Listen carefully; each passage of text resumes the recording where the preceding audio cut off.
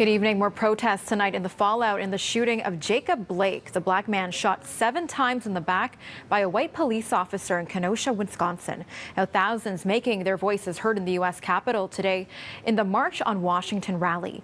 We bring you there in just a moment. But first, a day after the Blue Jays postponed last night's game in protest of the shooting, they return to the field tonight to remember the legacy of Jackie Robinson. He shattered baseball's color barriers with a historic debut on April 15th, 1947.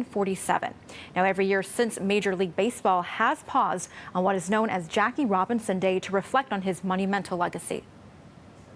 We ask the Toronto Blue Jays and the Baltimore Orioles to join together on the line as we take a moment to commemorate the life and legacy of Jackie Robinson.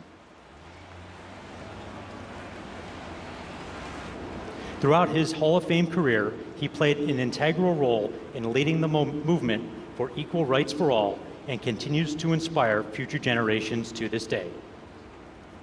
We take the field today, 73 years after Jackie changed our game forever, still confronting difficult and painful realities about systemic racism and discrimination.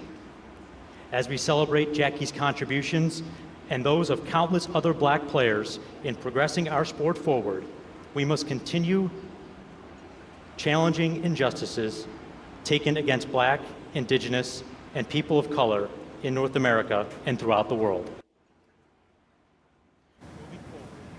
Jackie Robinson Day was postponed until today because of the pandemic.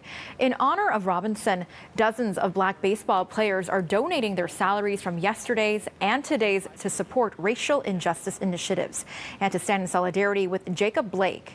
Now, this was one of many emotional moments from the world of sports today as leagues get set to return to action following a historic boycott of games in protest of police shooting of Jacob Blake.